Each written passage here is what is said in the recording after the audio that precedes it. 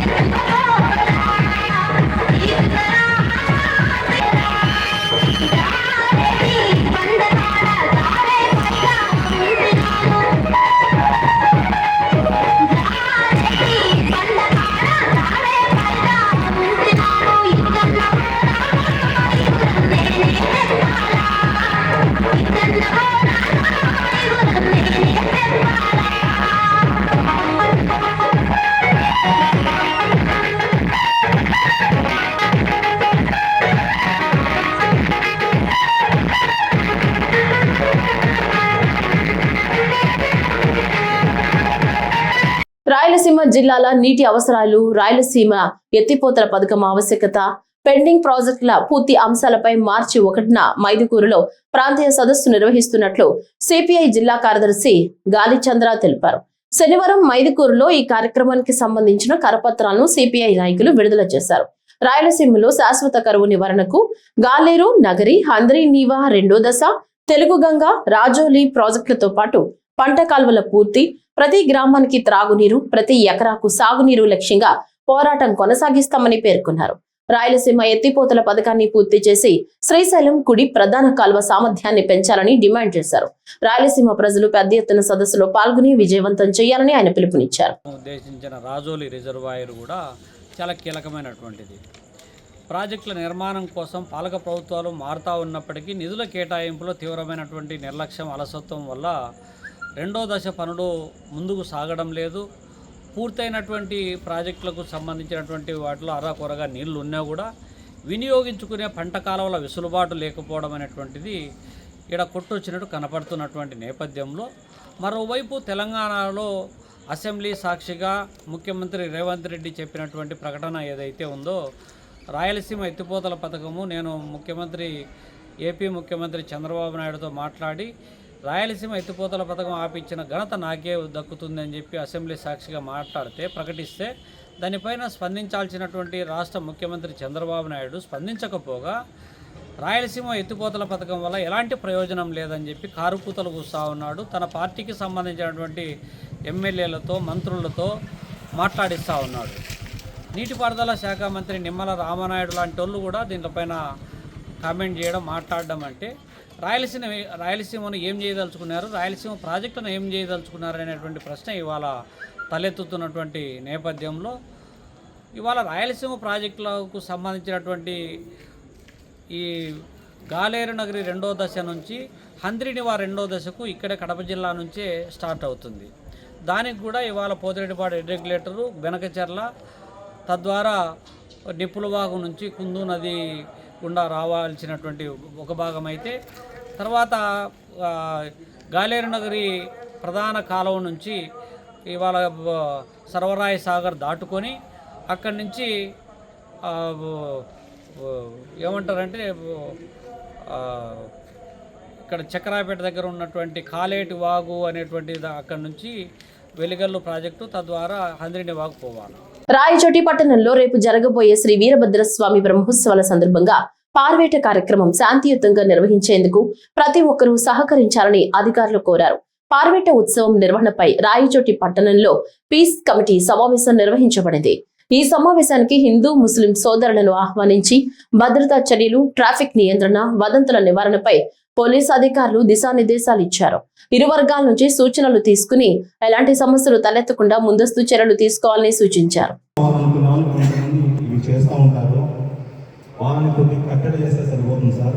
అంతేకాకుండా ఒకరి మనోభావాలను ఒకరు అర్థం చేసుకోవాలా. ఖచ్చితంగా ఇప్పుడు మనం ఏదైనా ప్రోగ్రామ్ చేస్తూ ఉన్నాము, పక్కన వాళ్ళ విషయం కూడా ఆలోచించి అక్కడ మసీద్ దగ్గర వెళ్ళినప్పుడు లేదంటే ఇది రిక్వెస్ట్ అనుకోండి సార్, ఆ ఏరియాలో కొద్దిగా ముస్లిం పాపులేషన్ ఎక్కువగా ఉంది. మనం అక్కడ ఉండే ముస్లిమ్స్లో ఇంతకుముందు కూడా సాంప్రదాయంగా వస్తుంది.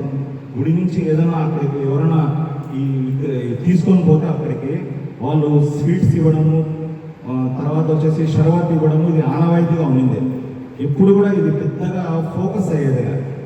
అదే పనిగా అది ఏదైనా ఫోకస్ అయినప్పుడు కొంతమంది వల్ల అది కొన్ని సమస్యలు వస్తుంటాయి.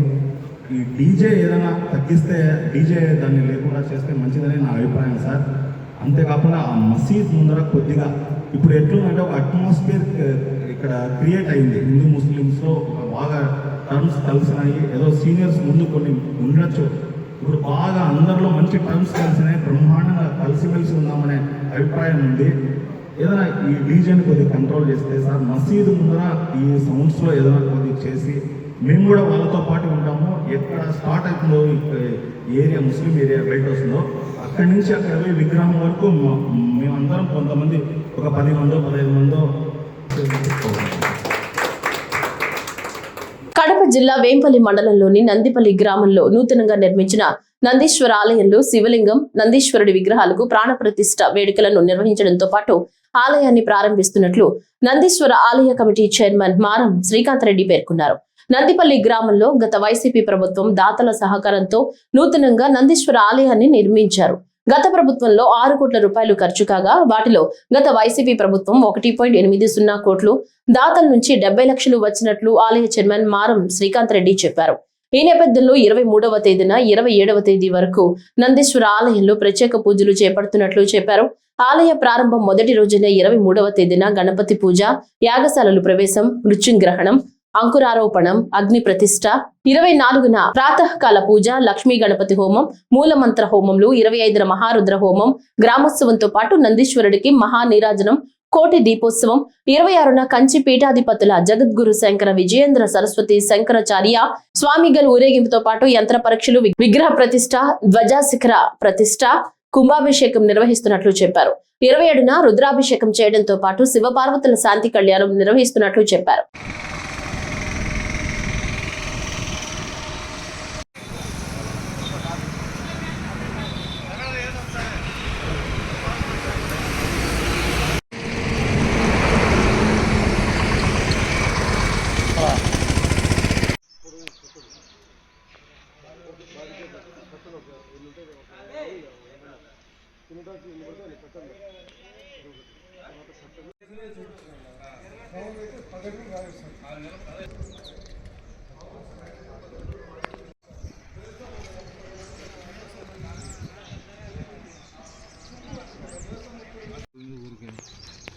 లాంగ్ షాట్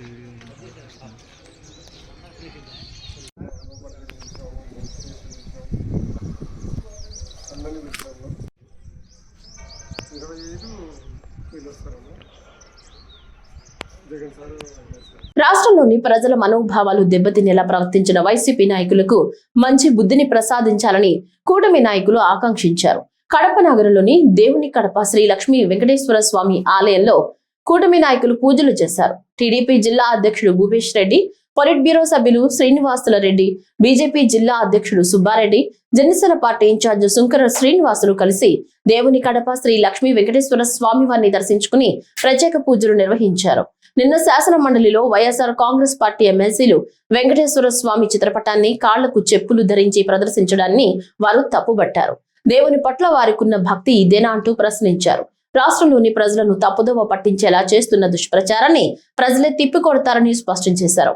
తిరుమలలో లడ్డూ విషయంలో కల్తీ చేసి కూడా ప్రజలను తప్పుదోవ పట్టిస్తున్నారన్నారు.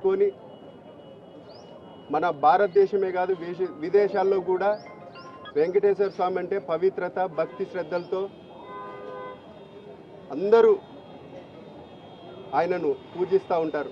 అటువంటి వెంకటేశ్వర స్వామిని చిత్రపటాన్ని కౌన్సిల్లో చెప్పులు వేసుకొని తీసుకొని పోవడం చాలా దారుణం. దాదాపు నెల రోజుల నుంచి కల్తీ నెయ్యి విషయంలో కూడా సిబిఐ ఛార్జ్షీట్లో స్పష్టంగా తెలియజేసినా కూడా ఏ విధంగా కల్తీ జరిగిందని, ఏదైతే సంస్థలు సరఫరా చేసినాయో పాలే సరఫరా చేయలేదు ఆ సంస్థల కంటే, అట్లయితే పాలే సరఫరా చేయనప్పుడు కల్తీ నెయ్యి ఎక్కడుందని వాళ్ళను దొంగ తిరుగు మాటలు మాట్లాడడం, ఏదైనా తప్పుని కప్పుపించుకునేటట్టు ఈరోజు వాళ్ళ స్టేట్మెంట్లు ఇస్తున్నారంటే ఈవెన్ వెంకటేశ్వర స్వామిని కూడా వాళ్ళు ఈ నీచ రాజకీయాలకు వాడుకుంటున్నారంటే చాలా దారుణం. కాబట్టి ఈరోజు ఆంధ్రప్రదేశ్ కానీ భారతదేశంలో కానీ ప్రతి ఒక్కరూ గమనించాల. ఈరోజు ప్రతిపక్షంలో ఉన్నా అధికారంలో ఉన్నా కూడా వైసీపీ నీచ రాజకీయాలు, వాళ్ళ మాటలు, వాళ్ళ భాష, గతంలో కూడా అసెంబ్లీ సాక్షిగా వాళ్ళ మాటలు మహిళలను కించపరిచే విధంగా మంత్రులు సైతం, ఎమ్మెల్యేలు సైతం ప్రయత్నం చేస్తూ ఉంటారు. జగన్మోహన్ రెడ్డి గారు అనేక రకాల కుట్రలన్నీ చేస్తూ వాళ్ళ సభ్యులతో రాష్ట్రంలో విధ్వంసం. మొన్న జరిగిన అంబటి రాంబాబును చూసాం. కావాలనే రెచ్చగొట్టే విధంగా వ్యాఖ్యలు చేసి ముఖ్యమంత్రి గారి మీద తెలుగుదేశం పార్టీ శ్రేణులను, అదేవిధంగా బీజేపీ కానీ జనసేన శ్రేణులను, కూటమిలో ఉన్న ప్రతి కార్యకర్తను రెచ్చగొట్టే ప్రయత్నం చేస్తూ ఉంటారు. వాళ్ళే రెచ్చగొడతారు, వాళ్ళే ప్రభుత్వం మీద దుమ్మెత్తిపోస్తారు. ఈ అరాచకానికి భగవంతుడు శ్రీ తిరుమల వెంకటేశ్వర స్వామి వాళ్ళకి శిక్షించాలని చెప్పి కోరుతా ఉన్నాం. అందుకే ఈరోజు తెలుగుదేశం పార్టీ, జనసేన, బీజేపీ సుబ్బారెడ్డి గారు, మా పార్టీ అధ్యక్షులు భూపేష్ రెడ్డి గారు, అదేవిధంగా జనసేన శ్రీనివాస్ గారు, మిగతా 3 పార్టీల శ్రేణులు అందరం కూడా వచ్చాం. కేంద్ర ప్రభుత్వాన్ని కూడా ఫిర్యాదు చేయాలి. వీళ్ళ మీద, వీళ్ళు చేస్తున్న అరాచకాల మీద ఫిర్యాదు చేయాలి. శాసన మండలిలో వాళ్ళు చేసిన అరాచకం రాజ్యాంగ విరుద్ధం. ఒక పవిత్రమైన రాజ్యాంగ సభలో దేవుడిని తీసుకొని చెప్పులు వేసుకొని కింద పడేసి, వెంకటేశ్వర స్వామి ఫోటోలు కింద పడేసి కాళ్ళతో తొక్కుకుంటా పోతున్నారంటే ఏ విధంగా దేవుడిని అపవిత్రం చేయాలనే ప్రయత్నం చేస్తున్నారో ఒకసారి గమనించాలి ప్రజలందరూ కూడా. అందుకే ఈరోజు అందరం కూడా కడప తిరుమల తొలిగడప వెంకటేశ్వర స్వామి దగ్గరకు వచ్చాం. స్వామి, ఈ రాష్ట్రాన్ని వాళ్ళ కుట్రల నుంచి మీరు కాపాడండి, వాళ్ళు చేస్తున్న అరాచకం నుంచి కాపాడండి. భారతీయుడు కూడా కేంద్ర ప్రభుత్వం ప్రతిష్టాత్మకంగా అమలు చేస్తున్న పీఎం కుసుమ్, పీఎం సూర్యఘర్ పథకాలను జిల్లాలో లక్ష్య సాధన దిశగా ముందుకెళ్తున్నామని జిల్లా కలెక్టర్ డాక్టర్ శ్రీధర్ చెరుకూరి తెలిపారు. రాష్ట్ర సచివాలయం నుంచి సానుకూల ప్రజా దృక్పథం, PM Surya Ghar, PM Kusum, BC welfare hostels, SC corporation రుణాల రికవరీ తదితర అంశాలపై ప్రభుత్వ ప్రధాన కార్యదర్శి కె విజయానంద్ అన్ని జిల్లాల కలెక్టర్లతో వీడియో కాన్ఫరెన్స్ ద్వారా సమీక్షా సమావేశం నిర్వహించారు. ఈ కార్యక్రమానికి నేరుగా రాష్ట్ర సచివాలయంలో జిల్లా కలెక్టర్ డాక్టర్ శ్రీధర్ చెరుకూరి హాజరవగా, స్థానిక కలెక్టరేట్ బోర్డు మీటింగ్ హాల్ నుంచి జిల్లా జేసీ డాక్టర్ నిధి మీనా హాజరయ్యారు. జిల్లాలో చేపడుతున్న సోలార్ ప్రాజెక్టు పనులు లక్ష్యం మేరకు త్వరితగతిన పూర్తి చేయగలుగుతున్నామని సీఎస్ కు వివరించారు.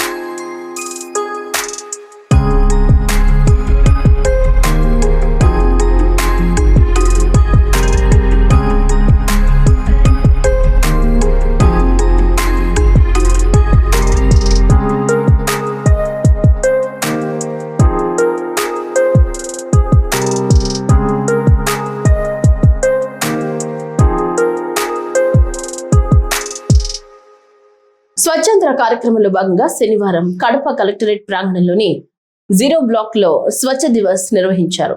ఈ సందర్భంగా వివిధ శాఖల అధికారులు, సిబ్బంది తమ తమ కార్యాలయ పరిసరాల్లో స్వచ్ఛందంగా శుభ్రత కార్యక్రమాలు చేపట్టారు. బ్లాక్ లోపల మరియు చుట్టుపక్కల ప్రాంతాల్లో పిచ్చి మొక్కలు తొలగించి పరిసరాలను పరిశుభ్రంగా మార్చారు. కార్యక్రమంలో సమాచార పౌర సంబంధాల శాఖ ఏడీ పద్మజ, ఆర్జేడీ కార్యాలయ సిబ్బంది, పిఆర్ఓలు, ఇంజనీరింగ్ విభాగం అధికారులు తదితరులు పాల్గొన్నారు.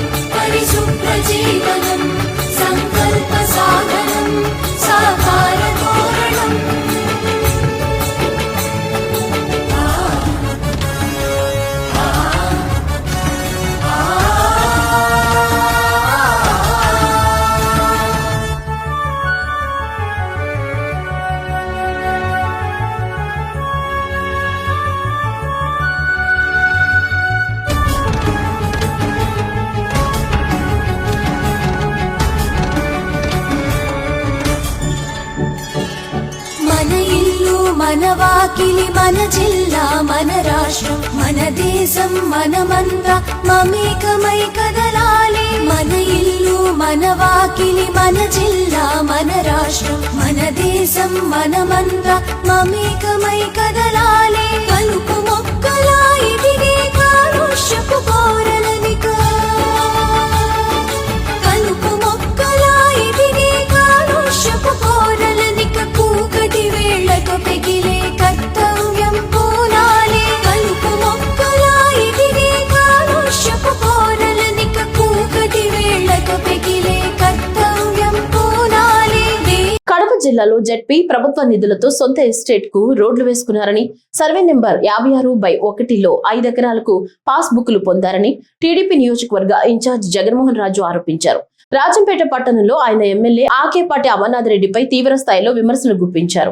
టీటీడీ కళ్యాణ మండపం కోసం ఇచ్చిన 1.5 ఎకరాలను తర్వాత భార్య పేరుతో రిజిస్ట్రేషన్ చేసుకున్నారని ఆరోపించారు. అలాగే అన్నమాచార్య ఇంజనీరింగ్ కాలేజీ వద్ద 5.6 ఎకరాలు, మిత్ర ఫౌండేషన్ పేరుతో 1 ఎకరం 15 సెంట్లు ఆక్రమణ జరిగిందని తెలిపారు. రాజంపేటలో వైసీపీ హయాంలో 1,00,000 ఎకరాల భూమి అన్యాక్రాంతమైందని, వాటిని వెలికితీసి పేదలకు పంచుతామని టీడీపీ నేత పేర్కొన్నారు. ప్రజల సొమ్మును, దేవుళ్ల సొమ్మును కూడా దోచుకొని ఇవాళ తమ తప్పులు బయటపడుతున్నాయన్నటువంటి నెపంతో అల్లరి చేసేటటువంటి పరిస్థితి ఇవాళ రాష్ట్రంలో నెలకొని ఉంది. వైసీపీ వాళ్ళు చేసేటటువంటి గగ్గోలుకి మేము కొన్ని ప్రశ్నలు వేయాలనుకుంటున్నాం. సాక్షాత్తు మీ YCP MLA, Rajampet YCP MLA Amarnath Reddy గారు వైసీపీ ప్రభుత్వంలో జెడ్పీ నిధుల్ని, ప్రభుత్వ నిధుల్ని సొంత ఎస్టేట్లకు వేసుకోవడమే కాకుండా స్వయంగా వెంకటేశ్వర స్వామిని మోసం చేయలేదా? మేము అక్రమాలు వెలుగులోకి తీసుకున్న తర్వాత చంపలు వేసుకొని కొంత సరిదిద్దుకోలేదా? తప్పు ఇక్కడ రుజువు కాలేదా అని మేము ప్రశ్నిస్తున్నాం. ఈ విధంగా మీరు తప్పుల మీద తప్పులు చేసి ఎక్కడ మా బండారం బయటపడుతుందో అని చెప్పి ఇవాళ దేవుని పేరిట మీరు ఆందోళనలు, తర్వాత తప్పుడు ప్రచారాలు చేయట్లేదా? దొంగతనాలు చేసి దొంగతనం బయటపడిన తర్వాత కూడా మేము దొంగతనం చేయలేదని చెప్పేటటువంటి నిస్సగ్గు ప్రవర్తన అనేటువంటిది వైసీపీ వాళ్ళు మానుకోవాలి. ఇంకా మీరు మాట్లాడితే మీ అక్రమాలన్నీ కూడా ఇంకా చాలా బయటికి వస్తాయి. ప్రజా కోర్టులో ఇదే విధంగా మిమ్మల్ని ఆల్రెడీ శిక్షించి 11 స్థానాలకు పరిమితం చేశారు. ఇదే విధంగా మీరు ఆ తప్పుడు ప్రచారాలతో, గ్లోబల్ ప్రచారాలతో గనక ఇదే విధంగా కొనసాగిస్తే మీ పార్టీని బంగాళాఖాతంలో కలిపేది నిజము అని చెప్పి తెలియజేస్తున్నారు. ఈ రోజు ఎస్ న్యూస్ వార్తలు ఇంతటితో సమాప్తం. తిరిగి రేపటి వార్తల్లో కలుసుకుందాం.